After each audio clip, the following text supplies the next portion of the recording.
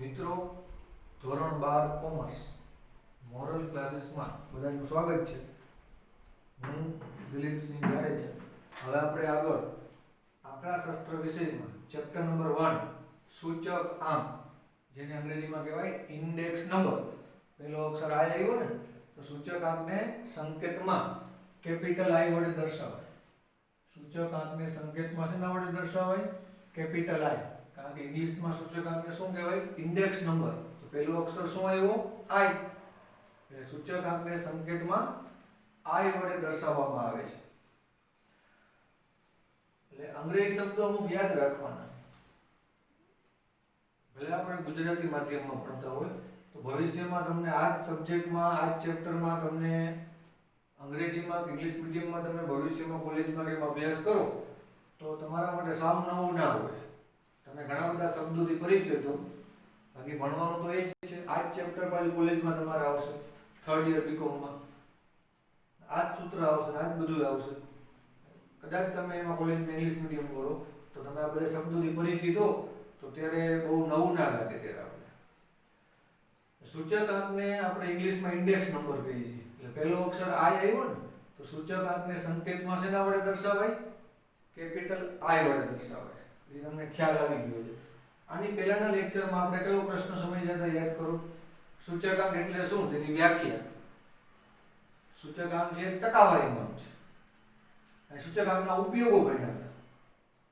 Uses of index number, સૂચકાંકના ઉપયોગો.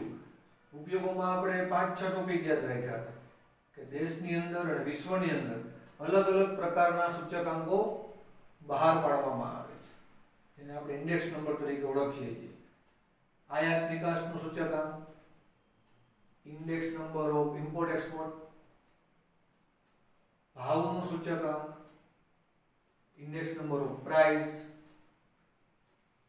ખેતીનું સૂચકાંક, ખેત પેદાશનું સૂચકાંક, ઇન્ડેક્સ નંબર ઓફ ફાર્મિંગ. આવા અલગ અલગ પ્રકારના સૂચકાંકના ઉપયોગો વિશ્વમાં અલગ અલગ દેશમાં રજૂ થતા હોય છે આંકડાઓ સહિત. એના દ્વારા એ જે ફિલ્ડ છે, ખેતીનું ફિલ્ડ તો ખેતીનું ફિલ્ડ, વસ્તુના અલગ અલગ વસ્તુના ભાવનું ઇન્ડેક્સ નંબર હોય તેના ઉપર અલગ અલગ વસ્તુઓના ભાવની સપાટી કેટલી વધી કેટલી ઘટી દેશની અંદર, દેશના અર્થતંત્રમાં, એ જાણવામાં સમજવામાં બહુ ઉપયોગી છે. તો ઇન્ડેક્સ નંબરના ઉપયોગો, એની વ્યાખ્યા એ આપણે આગળના લેક્ચરમાં ભણી ગયા હતા. હવે આજનો પ્રશ્ન આપણો છે આધાર વર્ષ. તમને આધાર વર્ષનો ખ્યાલ મેં આગળના લેક્ચરમાં આપ્યો હતો, યાદ કરો. આધાર વર્ષ એટલે ઇંગ્લિશમાં કહે છે બેઝ યર. આધાર વર્ષ છે એ કોને કહેવાય? તો ભૂતકાળનું વર્ષ છે. ચાલુ વર્ષ નહીં, ભૂતકાળનું કોઈ વર્ષ છે એને આપણે બેઝ યર, આધાર વર્ષ કહેશું. અત્યારે 2020 નું વર્ષ ચાલુ છે, તે કરંટ યર છે, ચાલુ વર્ષ. 2019, 2018, 2010, 2015, 1988, 1990 આ બધા જે વર્ષ હોય ભૂતકાળના વર્ષ છે, પાસ્ટ યર. તો એમાંથી કોઈ એક આધાર વર્ષ હોઈ શકે. આધાર વર્ષ, બેઝ યર, જે આપણે સિલેક્ટ કરવાનું હોય, પસંદ કરવાનું હોય કયા વર્ષને આપણે આધાર વર્ષ લેવું ગણતરી કરતી વખતે સૂચકાંકની. તો ગણતરી કરતી વખતે તમે આધાર વર્ષને સિલેક્ટ કરો તો એમાં ધ્યાન શું રાખવાનું છે? આધાર વર્ષ કેવું હોવું જોઈએ? આપણે આગળના લેક્ચરમાં ભણી ગયા. જે વર્ષમાં સામાન્ય ઘટનાવાળું વર્ષ હોય, કોઈ મોટી આફત આવેલી ના હોય, અતિવૃષ્ટિ, વાવાઝોડું, ધરતીકંપ અથવા કોરોના જેવી મહામારી, એવી કોઈ આફત વિશ્વમાં કે દેશમાં આવેલી ના હોય, એવું વર્ષ તમારે આધાર વર્ષ લેવું પડે. સામાન્ય ઘટનાવાળું વર્ષ છે એને આપણે બેઝ યર એટલે કે આધાર વર્ષ બનાવી શકીએ. એ આપણે આગળના લેક્ચરમાં ભણી ગયા. હવે આપણો આજનો ક્વેશ્ચન છે કે આધાર વર્ષ પસંદ કરવાની રીતો. આધાર વર્ષ છે એને કેટલી રીતે પસંદ કરી શકાય? તમારી પાસે માની લ્યો કે ખેત પેદાશના આંકડા છે, ખેતીના 1990 થી 2020 સુધીના તમારા આંકડાઓ છે ખેતી વિશેના. તો ચાલુ વર્ષ 2020 છે, કરંટ યર કયું છે અત્યારે? ચાલુ વર્ષ 2020. તો 2019 થી શરૂ કરીને 1990 સુધી, 1990 થી 2019 ના જે વર્ષ છે એ બધા ભૂતકાળના વર્ષ થયા. આટલા બધા વર્ષ છે 90, 91, 92, 93, 2019 સુધી. એમાંથી કોઈ એક વર્ષને સૂચકાંકની ગણતરી કરતી વખતે બેઝ યર, આધાર વર્ષ બનાવવું પડે તો તમે કયા વર્ષને આધાર વર્ષ સિલેક્ટ કરશો અને કઈ રીતે સિલેક્ટ કરશો? તો આધાર વર્ષ તમારે સિલેક્ટ કરવું હોય, બેઝ યર તમારે પસંદ કરવું હોય, તેની આ બે મેથડ છે. તમારી પાસે ઘણા બધા વર્ષના આંકડાઓ છે, ખેતીના કે શિક્ષણના કે ઉત્પાદનના, પ્રોડક્શનના. એમાંથી તમારે કોઈ એક વર્ષને આધાર વર્ષ બનાવવું છે તો આ બેમાંથી એક રીત તમે પસંદ કરી શકો. આધાર વર્ષ પસંદ કરવાની રીત, એમાં બે રીત છે. એક અચલ આધારની રીત. અચલ એટલે સ્થિર. એકવાર તમે કોઈ વર્ષને સિલેક્ટ કરી લીધું બેઝ યર તરીકે, આધાર વર્ષ તરીકે કોઈ એક વર્ષને તમે સિલેક્ટ કર્યું, પછી દર વર્ષે સૂચકાંકની ગણતરી કરતી વખતે આધાર વર્ષ એ વર્ષને જ ગણવાનું, આધાર વર્ષને બદલવાનું નહીં. તો એ અચલ છે. અચલ એટલે સ્થિર, ફિક્સ. ઇંગ્લિશમાં લખ્યું છે ફિક્સ બેઝ મેથડ. ફિક્સ એટલે અચલ, બદલે નહીં, સ્થિર. એકવાર જે વર્ષને આપણે આધાર વર્ષ તરીકે સિલેક્ટ કરી લીધું, બેઝ યર તરીકે સિલેક્ટ કરી લીધું, પછી દર વર્ષે ઇન્ડેક્સ નંબર સૂચકાંક ગણતી વખતે તમારે એ જ વર્ષને આધાર વર્ષ ગણવું પડે, બદલાય નહીં. તો કઈ મેથડ થઈ? અચલ આધારની રીત, ફિક્સ બેઝ મેથડ. અચલ એટલે ફિક્સ. પારંપરિક આધારની રીત. તમે પારંપરિક આધારની રીતે પણ સૂચકાંક ગણી શકો. પારંપરિક આધારને આપણે કહીએ ચેઇન બેઝ મેથડ. સાયકલની ચેઇન ના હોય, એમાં સાયકલના પૈડા ફરતા હોય પેન્ડલ મારીને, તો એક પછી બીજી ત્રીજી લાઈનસર જ આવશે ને. સાયકલનો ચેન ફરતો હોય લાઈનસર જ આવશે ને. તો પારંપરિક ચેઇન બેઝ મેથડ, એમાં એવી સિસ્ટમ છે કે તમે જે વર્ષની ગણતરી કરતા હો, તમે જે વર્ષનો ઇન્ડેક્સ નંબર સૂચકાંક તમે મેળવતા હો, એના આગળના વર્ષને તમારે આધાર વર્ષ ગણવાનું. માની લો કે તમે 2020 નો ઇન્ડેક્સ નંબર ગણો છો અત્યારે, તો તમારે બેઝ યર એટલે કે આધાર વર્ષ કોને ગણવાનું? 2019 ને. તમે 2018 નો સૂચકાંક ગણતા હો, એની ગણતરી કરતા હો ઇન્ડેક્સ નંબરની 2018, તો આધાર વર્ષ કોને ગણવાનું? આગળના વર્ષને. 2018 ની આગળ કોણ આવે? 2017. તો પારંપરિક આધારની રીત છે ચેઇન બેઝ મેથડ. એમાં આધાર વર્ષ કેવી રીતે સિલેક્ટ થાય? તો ચાલુ વર્ષનો સૂચકાંકની ગણતરી કરવી હોય તો એના આગળના વર્ષને આધાર વર્ષ તરીકે લઈ લેવાનું. તો એ કઈ મેથડ થઈ? પારંપરિક, એને અંગ્રેજીમાં કહેવાય ચેઇન બેઝ મેથડ. અચલ આધારની રીતમાં એક વખત આધાર વર્ષ સિલેક્ટ કર્યું તમે, જે કોઈ પણ વર્ષને, દર વર્ષે ગણતરી કરતી વખતે આધાર વર્ષ બદલાશે નહીં. તમે એકવાર જેને આધાર વર્ષ બનાવી દીધું બેઝ યર, દર વર્ષે બેઝ યર ઈ જ રહેશે, આધાર વર્ષ બદલાશે નહીં. એ કઈ મેથડ? અચલ આધારની રીત. તો અચલનો મતલબ જ એવો થાય, ફિક્સ, બદલાય નહીં. અચલ એટલે ફિક્સ. તો અચલ આધારની રીતમાં દર વર્ષે તમે આધાર વર્ષ બેઝ યર બદલી શકતા નથી. જ્યારે પારંપરિક આધારની રીત તમે ગણતા હો તો દર વર્ષે આધાર વર્ષ બદલાશે. 2021 માં તમે સૂચકાંકની ગણતરી કરશો, 2021 માં તમે ઇન્ડેક્સ નંબર ગોતતા હો, તો એમાં આધાર વર્ષ તમારે કોને બનાવવો પડશે? આગળના વર્ષને, 2020 ને. 2022 માં તમે ઇન્ડેક્સ નંબર સૂચકાંક ગણશો તો આધાર વર્ષ કોને ગણવું પડશે? 2021 ને. એટલે પારંપરિક આધારની રીતમાં હંમેશા પારંપરિક એટલે કે ચેઇન બેઝ મેથડ, એમાં આગળના વર્ષને સૂચકાંક ગણતી વખતે આધાર વર્ષ બનાવવાનો હોય. જ્યારે અચલ આધારમાં એક વખત આધાર વર્ષ પસંદ થઈ ગયું, પછી દર વર્ષે સૂચકાંકની ગણતરી કરતી વખતે આધાર વર્ષ જે આપણે ગણ્યું છે એને જ લેવું પડે. એમાં આધાર વર્ષ ચેન્જ થાય નહીં, ફિક્સ રહે, બદલાય નહીં. એટલે અચલ, અચલ એટલે ફિક્સ. હવે તમને ખ્યાલ આવી ગયો હશે આધાર વર્ષ પસંદ કરવાની કેટલી રીત? બે. એક અચલ એટલે કે ફિક્સ, અચલ આધારની રીત, ફિક્સ બેઝ મેથડ, અને બીજું પારંપરિક આધારની રીત, ચેઇન બેઝ મેથડ. આ બે મેથડથી તમે બેઝ યર, આધાર વર્ષ સિલેક્ટ કરી શકો, પસંદ કરી શકો. ત્યારબાદ બીજો ક્વેશ્ચન છે ભારના પ્રકાર. ભારને કહેવાય વેટ, મહત્વ, ભાર, અંગ્રેજીમાં વેટ. ભારના પ્રકાર, ટાઇપ્સ ઓફ વેટ. ભારના પ્રકાર બે છે, ગર્ભિત ભાર અને સ્પષ્ટ ભાર. આવા નાના નાના પ્રશ્નમાં MCQ માં કે સેક્શન બી માં 1 માર્કમાં આવા પ્રશ્ન પૂછે તો થિયરી સમજવાની છે અને યાદી રાખવાની છે. કારણ કે 100 માર્કના દાખલા નહીં હોય પેપરની અંદર. 30 થી 35 માર્ક તમારે થિયરીને જ મેળવવાના છે. 60 થી 65 માર્કના જ દાખલાઓ હશે બોર્ડના પેપરની અંદર. તો ભારના પ્રકાર કેટલા? તો ભારના બે પ્રકાર. ભારને મહત્વ પણ કહી શકાય. ભાર, મહત્વ બે એક જ છે. અંગ્રેજીમાં વેઇટ.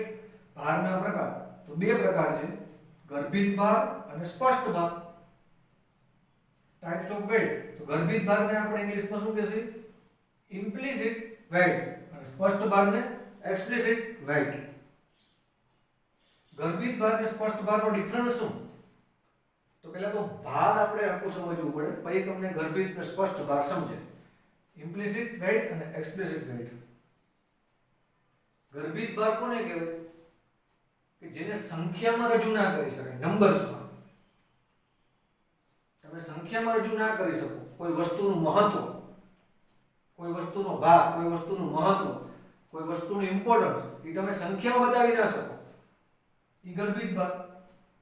ગર્ભિત ભારને તમે સંખ્યામાં, આંકડામાં, નંબર્સમાં બતાવી શકતા નથી.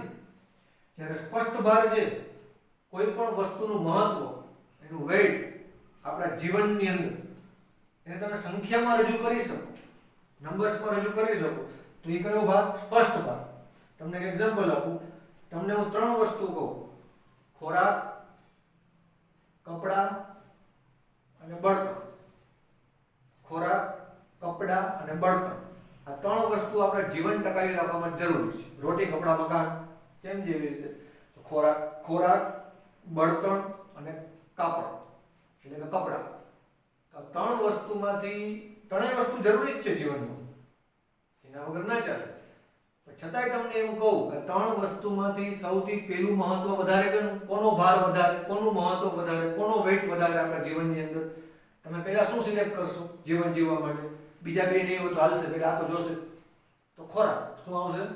તો ખોરાકનું મહત્વ કેવું થયું? વધુ. ખોરાકનો ભાર કેવો થયો? વેઇટ કેવો થયો? વધુ.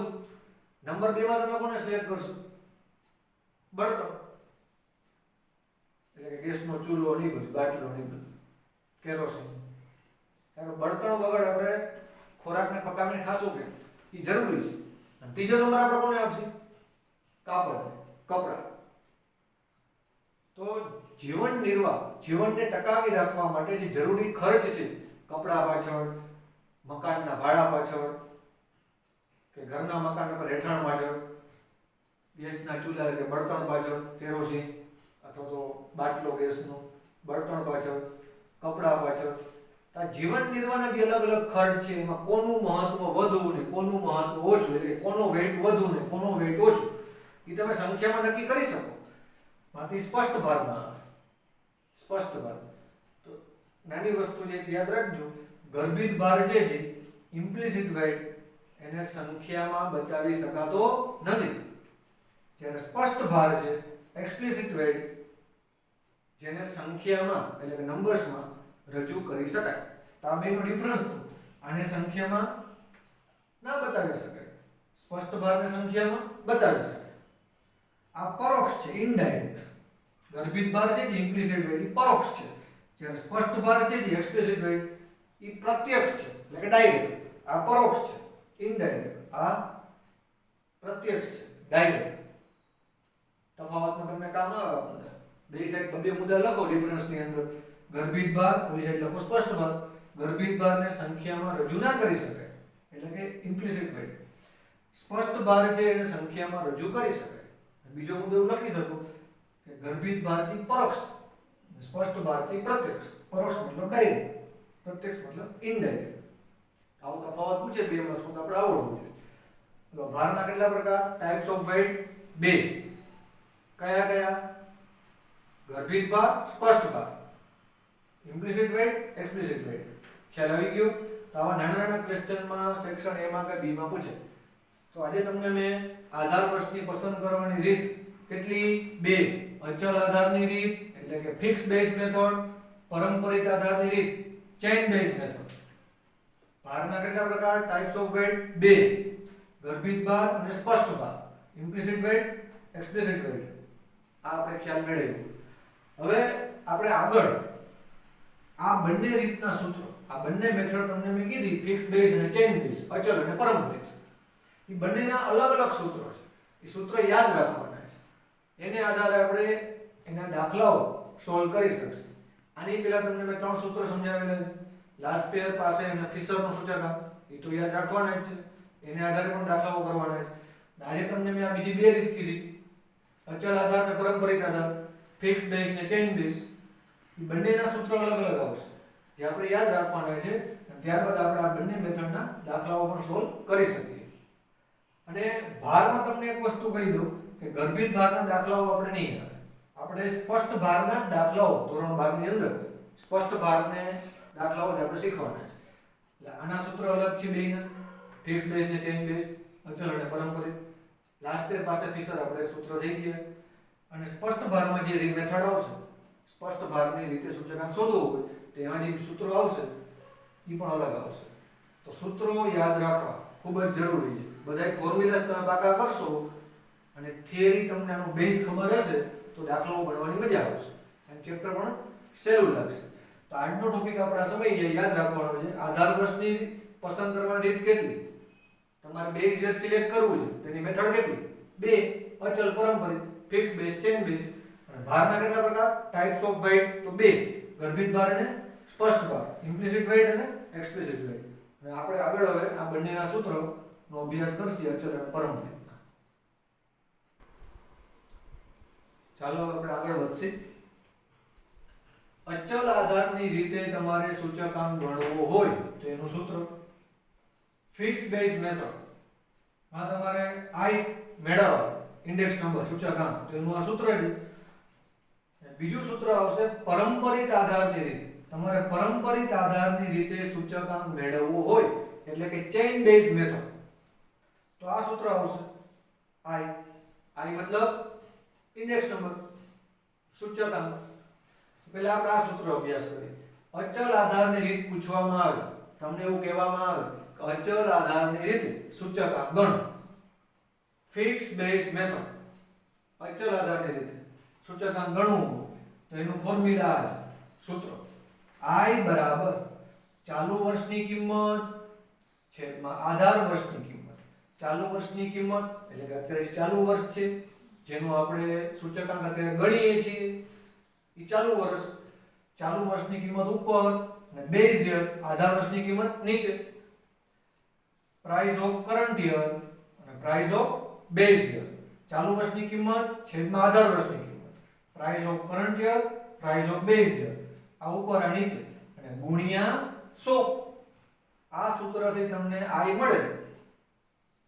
એ કઈ મેથડ થઈ, અચલ આધારની રીત એટલે કે ફિક્સ બેઝ મેથડ. પારંપરિક આધારની રીતે તમને પારંપરિક આધારની રીતે સૂચકાંક ગણવાનું કહે તો આ સૂત્ર આવે i બરાબર, i મતલબ સૂચકાંક, i બરાબર ચાલુ વર્ષની કિંમત નીચે આગળના વર્ષની કિંમત ગુણ્યા 100. જો ગુણ્યા 100 બેયમાં છે, આમાં છે આમાં છે. આ બે સૂત્રમાં ડિફરન્સ શું, સાવ સહેલું છે. તો ચાલુ વર્ષની કિંમત આમાં છે અને આમાં છે. અચલ હોય કે પારંપરિક હોય, ફિક્સ બેઝ હોય કે ચેઇન બેઝ હોય, બેમાં ચાલુ વર્ષની કિંમત તો ઉપર જ આવશે. ચાલુ વર્ષની કિંમત મતલબ પ્રાઇસ ઓફ કરન્ટ એ ઉપર જ આવશે. અને નીચે જો નીચે થોડો ફેરફાર છે. અચલ આધારની રીત હોય એટલે કે ફિક્સ બેઝ મેથડ હોય તો નીચે શું આવશે, આધાર વર્ષની કિંમત, પ્રાઇસ ઓફ બેઝ યર. અને પારંપરિક પૂછે, ચેઇન બેઝ મેથડ પૂછે તો નીચે શું આવશે, આગળના વર્ષની કિંમત. આગળનું વર્ષ મતલબ previous year, price of previous year, આગળના વર્ષની કિંમત. શું કામ આપણે આમાં આગળના વર્ષની કિંમત લખી, તમને હમણાં જ સમજાવ્યું કે પારંપરિક આધારની રીત હોય એટલે કે ચેઇન બેઝ મેથડ હોય એમાં આપણે બેઝ યર કોને બનાવી, આધાર વર્ષ કોને બનાવી, આગળના વર્ષને. એટલા માટે પારંપરિક આધારની રીતમાં નીચે શું આવ્યું, અહીંયા આગળના વર્ષની કિંમત, પ્રાઇસ ઓફ પ્રીવિયસ યર, ચાલુ વર્ષની કિંમત છેદમાં આગળના વર્ષની કિંમત ગુણ્યા 100. અને અચલ આધાર પૂછે ફિક્સ બેઝ, તેમાં ચાલુ વર્ષની કિંમત છેદમાં આધાર વર્ષની કિંમત ગુણ્યા 100. ગુણ્યા 100 બેમાં આવશે. આપણે સૌથી પ્રથમ મેથડ જ્યારે દાખલાઓ શરૂ કરશું તો પહેલી મેથડમાં આપણે બેઝ સૂત્રનો અભ્યાસ કરીને દાખલાઓ ગણવાના છે. આ કયા બે સૂત્ર આપણે અભ્યાસ કર્યો, અચલ આધારની રીતથી સૂચકાંક મેળવવો હોય એટલે કે ફિક્સ બેઝ મેથડથી તમને ગણતરી કરવાનું કહીએ તો આ ફોર્મ્યુલા, આ સૂત્ર. અને પારંપરિક આધારની રીત એટલે કે ચેઇન બેઝ મેથડ થી આ આપણે મેળવવા હોય તો એનું સૂત્ર, એનો ફોર્મ્યુલા આવશે. આ બંને સૂત્ર યાદ રાખવાના છે. આપણે શરૂઆતના દાખલાઓ છે પેલી મેથડના આ સૂત્રથી જ થશે. તો પહેલા આપણે આ બે મેથડ શીખવાની છે, અચલ આધારની રીત અને પારંપરિક આધારની રીત, ફિક્સ બેઝ મેથડ અને ચેઇન બેઝ મેથડ. તો આ બંને સૂત્ર ધ્યાનથી સાંભળી જોઈ લેજો અને પાકા કરી લેજો. તો દાખલાઓ સ્ટાર્ટ કરશે ત્યારે સ્ટાર્ટિંગમાં જ આ બંને સૂત્રોનો આપણે ઉપયોગ શીખશે. તારી તમને બે સૂત્ર નવા આપ્યા, અચલ આધારની રીત એટલે કે ફિક્સ બેઝ મેથડ અને પારંપરિક આધારની રીત ચેઇન બેઝ મેથડ. આ બંનેના સૂત્ર તમને આજે મેં સમજાવી દીધા છે, એ પાકા કરી લેજો. અને શરૂઆતમાં દાખલાઓ સ્ટાર્ટ કરશે એટલે પહેલા અહીંથી જ આપણે શરૂ કરવાનું છે. અને ભારના જે બે પ્રકાર સમજાયો, ગર્ભિત અને સ્પષ્ટ, એ ધ્યાનથી સમજીને વાંચી લેજો. તફાવતમાં પૂછાય 2 માર્ક્સમાં, ગર્ભિત ભાર અને સ્પષ્ટ ભાર, ઇમ્પ્લિસિટ વેઇટ અને એક્સપ્લિસિટ વેઇટ. બરાબર.